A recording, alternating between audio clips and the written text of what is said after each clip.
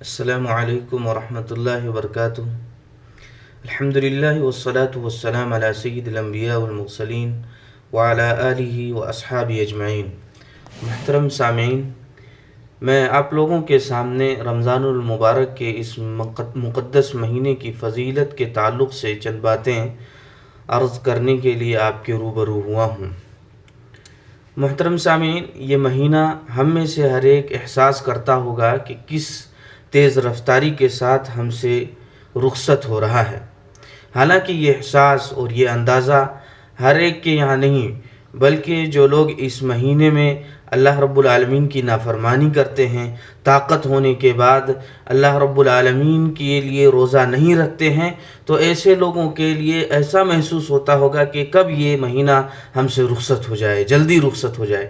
لیکن جو اس مہینے کے اندر نیکیاں کمانا چاہتے ہیں، جن کے اندر یہ تڑپ ہے، جن کے اندر اللہ رب العالمین کو خوش کرنے کا ایک طریقے سے جذبہ ہے، تو ایسے لوگ اس مہینے کی ہر گھڑی کو، ہر پل کو یہ اپنے لیے غنیمت سمجھتے ہیں اور اپنے آپ کو مشغول کرتے ہیں کہ کس طریقے سے اللہ رب العالمین کو خوش کر لیا جائے، کس طریقے سے اس مہینے کی جو نیکیاں ہیں اس کو اپنے دامن کے اندر سمیٹ لیا جائے۔ اس کے لیے وہ کوشاں رہتے ہیں، اس کے لیے پریشان رہتے ہیں، نیندیں اڑ جاتی ہیں، اس طریقے سے تلاوت میں منہمک ہو جاتے ہیں، اس طریقے سے اپنے آپ کو مشغول اور مصروف کر دیتے ہیں کہ ان کو پتہ نہیں چلتا ہے کہ ہم نے کب سے کب تک کھانا نہیں کھایا ہے، کب سے کب تک ہم نے پانی نہیں پیا، اس کا احساس تک نہیں رہتا۔ لیکن جنہوں نے اپنی زندگی کو گناہوں میں ملوث کر رکھا ہے، اس کی غلاظتوں میں اپنے آپ کو ڈال رکھا ہے، تو ایسے لوگوں کو یہ مہینہ ایک طرح سے بوجھ محسوس ہوتا ہے۔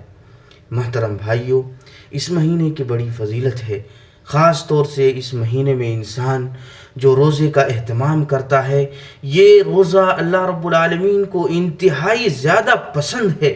اللہ رب العالمین نے فرمایا کہ بنی آدم کے لیے جو اعمال ہیں اس کے ثواب میرے نزدیک مقرر ہیں، اس کو بیان کر دیا گیا ہے، لیکن روزہ ایک ایسا عمل ہے جس کے ثواب کو، جس کے بدلے کو اللہ رب العالمین نے کہا کہ یہ روزہ میرے لیے ہے، وَأَنَا أَجْزِي بِهِ، اور میں ہی اس کا بدلہ دوں گا۔ علماء بیان کرتے ہیں کہ تمام تر جو عبادتیں پائی جاتی ہیں ان میں اس طریقے سے بندے اپنی حلال شہوتوں کو نہیں چھوڑتا ہے جس طریقے سے روزے میں چھوڑتا ہے۔ کیسے؟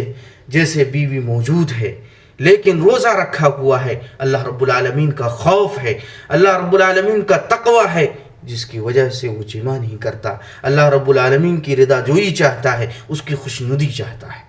کھانے پینے کے انواع و اقسام موجود ہیں، لیکن پورے دن بھر اللہ رب العالمین کے ڈر سے، اللہ رب العالمین کو خوش کرنے کے لیے اس تک قریب نہیں جاتا، اس کے قریب نہیں جاتا۔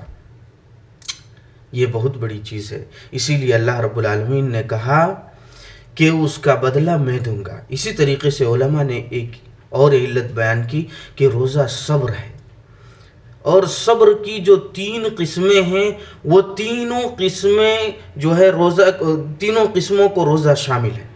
صبر عن المعصیہ، یعنی گناہوں سے انسان صبر کرتا ہے۔ کس طور پر؟ کہ گناہوں کے مواقع میسر ہوتے ہیں۔ آج کل یہ جو انٹرنیٹ کا زمانہ چل گیا ہے، اس میں طرح طرح کی فحاشی عریانی ڈال دی گئی، نگاہوں کی حفاظت کرنا انتہائی دشوار ہو گیا ہے۔ لیکن جب روزہ رکھتا ہے انسان، بھوکا رہتا ہے، اسے یہ احساس دلاتا ہے روزہ کہ تو نے دن بھر نہ کھایا ہے نہ پیا ہے، اللہ رب العالمین کی رضا جوئی کی خاطر تو ان فحاشیوں کو دیکھنا چھوڑ دے۔ یہ اللہ رب العالمین کے ایک طرح سے تقوی کا احساس دلاتا ہے یہ روزہ۔ اسی طریقے سے صبر علی الطاعہ، انسان کو بھوک لگی ہوتی ہے اور کھانا چاہتا ہے، شریر میں تڑپ ہوتی ہے، شریر میں ایک طرح سے مانگ ہوتی ہے کہ کچھ کھانے کی غذا دی جائے، تو اللہ رب العالمین کے ڈر سے نہیں کھاتا ہے۔ اسی طریقے سے اللہ رب العالمین کی عبادت میں اور اللہ رب العالمین کی ریاضت میں پورے دن اور رات کو گزارتا ہے۔ اللہ کے نبی صلی اللہ علیہ وسلم نے فرمایا، من صام رمضان ایمانا و احتسابا غفر له ما تقدم من ذنبه، جو رمضان کے مہینے میں اللہ رب العالمین کہ اجر اور اسی طریقے سے ایمان کے ساتھ روزہ رکھتا ہے تو ایسی صورت میں اللہ رب العالمین اس کے سابقہ گناہ کو معاف کر دیتا ہے۔ راتوں میں قیام کرتا ہے، یہ صبر علی الطاعہ ہے، نیکی میں انسان ڈٹے رہتا ہے، جمے رہتا ہے۔ فرمایا من قام رمضان ایمانا و احتسابا غفر له ما تقدم من ذنبه۔ ایمان اللہ رب العالمین پر مکمل یقین ہو اور اللہ رب العالمین سے صبر کا اور اللہ رب العالمین سے اجر کا پوری امید ہو تو ایسی صورت میں جب وہ قیام کرتا ہے تو اللہ رب العالمین اس کے سابقہ گناہ کو معاف کر دیتا ہے۔ تو یہ صبر علی الطاعہ ہے۔ اسی صبر عن المعصیہ، صبر علی الطاعہ اور صبر علم۔